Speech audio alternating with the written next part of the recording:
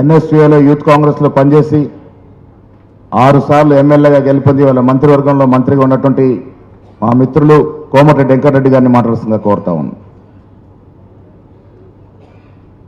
అందరికీ నమస్కారం. సభాధ్యక్షుడు సోదరుడు పెద్దలు పిసిసి ప్రెసిడెంట్ మహేష్ కుమార్ గౌడ్ గారికి, నూతన ఇన్ఛార్జిగా విచ్చేసిన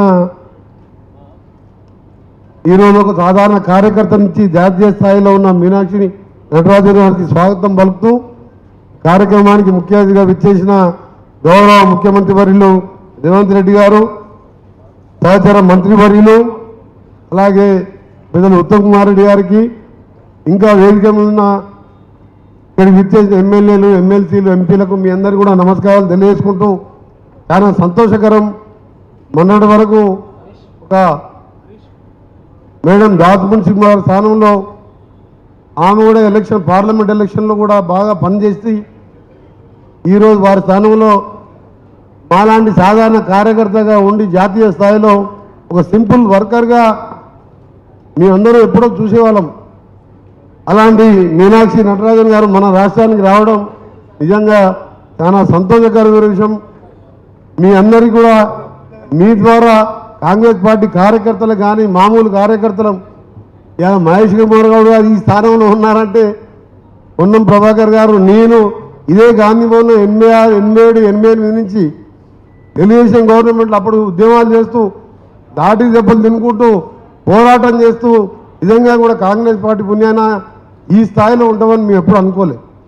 మాకు ఎవరు బ్యాక్గ్రౌండ్ లేదు, ఎవరు మా ఫ్యామిలీలో మా నాయన కానీ ఎవరు కానీ ఎమ్మెల్యేలు కానీ ఎవరు లేరు. అయినా కష్టపడ్డాం కాబట్టి గుర్తించి టికెట్ ఇవ్వడం జరిగింది. ఆ విధంగా ఈరోజు 6 సార్లు గెలిచి కాంగ్రెస్ పార్టీలో కార్యకర్తలాగా సింపుల్గా పనిచేస్తున్నాం. తప్పకుండా ఈరోజు రేవంత్ రెడ్డి గారి నాయకత్వంలో మనం చేసే కార్యక్రమాలన్నీ కూడా అందరు చెప్పింది. ఇప్పుడు ఉత్తమ్ కుమార్ రెడ్డి గారు బీసీ కులగరం కానీ ఏ విధంగా చేసిండో వారు చెప్పడం కానీ, ఇంకా మిగతా విషయాలు కూడా అన్నీ కూడా మనం ఈరోజు జాతీయ స్థాయిలో రాహుల్ గాంధీ గారు చేసే కార్యక్రమాలు చూస్తున్నాం. మనం ఆయన పాదయాత్రతో మొదలుపెట్టుకొని ఈరోజు పార్లమెంట్లో ఏ విధంగా ఫైట్ చేస్తున్నాడో మనం చూస్తున్నాం. అందుకే మీ అందరికీ కూడా మన గౌరవ ముఖ్యమంత్రి గారి నాయకత్వంలో ఎన్ని కార్యక్రమాలు చేసినా ప్రతిపక్ష నాయకుడు బయటికి రాడు. కానీ రోడ్డు మీదకి వదిలిపెట్టి ఒక ఇన్సిడెంట్ జరిగితే దాని మీద ఉత్తమ్ కుమార్ రెడ్డి గారు 3 గంటల్లో అక్కడ ఉన్నాడు. మళ్ళీ 2వ రోజు నేను అక్కడికి వెళ్ళి 3 రోజులు ఉంటే దాన్ని కూడా రాజకీయం చేయాలని శవాల మీద పేరాలు ఎదుర్కొనే విధంగా ఆ రోజు పంప్ హౌస్ దగ్గర బాయిలర్ పేలిపోతే ఇదే రేవంత్ రెడ్డి గారు గౌరవ అప్పుడు పీసీసీ ప్రెసిడెంట్ దగ్గరికి పోతే పర్మిషన్ ఇవ్వలే. మధ్యలో మల్లరాజు గారు ఉండే ఆపేసిండు. మాసాన్పల్లిలో అక్కడ ఇన్సిడెంట్ పోలే, మధ్యలో అరెస్ట్ చేస్తే ఇదే గౌరవ ముఖ్యమంత్రి గారు పోయి రానియండి, చూసుకొని రానియండి అన్నాడు. మాతో ముఖ్యమంత్రి గారు ఉత్తమ్ కుమార్ రెడ్డి గారు రెగ్యులర్గా మాట్లాడుతూ ఏ విధంగా కాపాడే, ఎంత ఖర్చు అయినా ఏం లేదు, ఆ ప్రాజెక్టు పూర్తి చేయాలని 1 సంవత్సరం కింద ముఖ్యమంత్రి కాగానే వారే నాకు సూచించి మీరు ఆ ప్రాజెక్టు ఎంతైనా కష్టపడి అప్పుడు శాంక్షన్ చేయించుకుని ఎంత ఖర్చు అయినా సరే పూర్తి చేస్తానని చెప్పాను.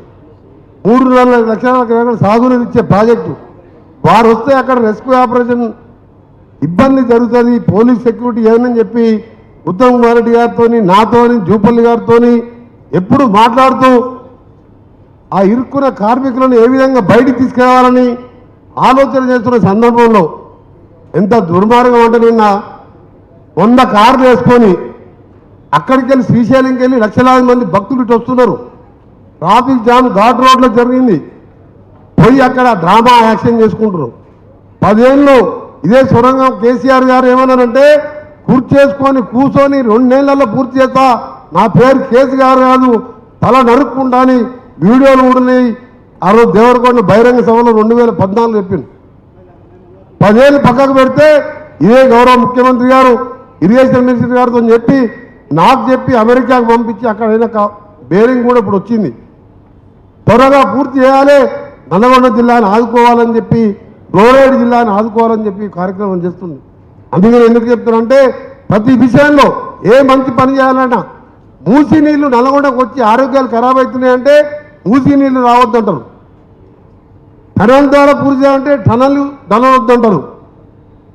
అందుకనే మనందరం కూడా రాబో కాలంలో మీనాక్షి నటరాజన్ గారి అడ్వైజ్తో పిసిసి ప్రెసిడెంట్ ఒక యువ నాయకుడు కింది స్థాయికి వెళ్ళి వచ్చిన కార్యకర్తలతో బాధలు తెలిసిన వ్యక్తిగా మనందరం కూడా ఇలాంటి భయపడొద్దు.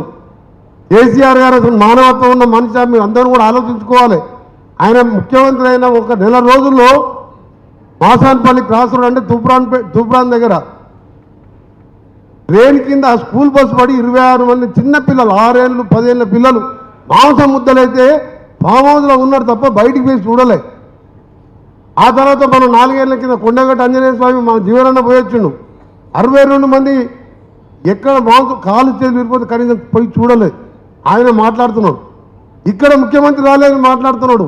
మేమే చెప్పినాం ఉత్తమ్ కుమార్ రెడ్డి గారు ప్రతి నిమిషం ముఖ్యమంత్రి గారితో మాట్లాడుతూ ముఖ్యమంత్రి గారి సలహాలతో ఏ విధంగా వాళ్ళని కాపాడాలి, ఆ తర్వాత వర్క్ ఎట్లా కంటిన్యూ చేయాలని కూడా ఆలోచిస్తుంది ముఖ్యమంత్రి గారు.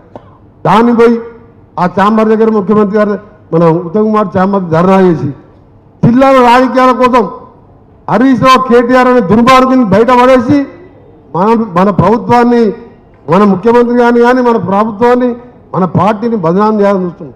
అందుకని మన అందరం కూడా ఎక్కడికక్కడ తిప్పిపడుతూ ఆ రోజు ప్రజలకు రాని మనిషి ఇవాళ ప్రతిపక్ష నాయకులు ప్రజలలో లేవు. సెక్రటరీ రాలే 10 ఏళ్ళు. మన ముఖ్యమంత్రి 24 గంటలు ప్రజలలో ఉండే మనిషి. అందుకని మనం అందరం కూడా మీనాక్షి నటరాజన్ అడ్వైజ్తో ముఖ్యమంత్రి గారి నాయకత్వంలో అందరు మంత్రులను కూడా ఈరోజు ఇన్వెస్ట్మెంట్ పరంగా మన శ్రీధర్ బాబు గారు చూస్తున్నాం. ఎక్కడ ఏ విషయం ఉన్నా వాళ్ళ మాటలకే పరిమితమైనరు, ఇలా గ్రౌండ్ అవుతున్నాయి. ముఖ్యమంత్రి ఈరోజు శ్రీధర్ బాబు గారు ప్రతి నిమిషం కూడా ఆలోచన చేస్తూ ఏ విధంగా ముందుకు పోతున్నాం. మా బీసీ కులాలను చెప్పమంటారు తప్పకుండా అది మన ముఖ్యమంత్రి గారు రాహుల్ గాంధీ ఆదేశాలతో దాంట్లో పాల్గొనని వారు మాట్లాడుతున్నంటే నిజంగా కేసీఆర్ ఆలోచించుకోవాలి. నీ ఎక్కడ పోయింది నీ మతి అని. ఈసారన్నా పాల్గొనలో తెలుస్తారు. రేపు లెక్కలు చూసిన తర్వాత నిన్నటితో ఈ రోజుతో అయిపోయింది. అందుకనే మా హనుమంత్ అని అంటుండు జనరల్లో బీసీకి ఇచ్చినామని చెప్పమంటుండు.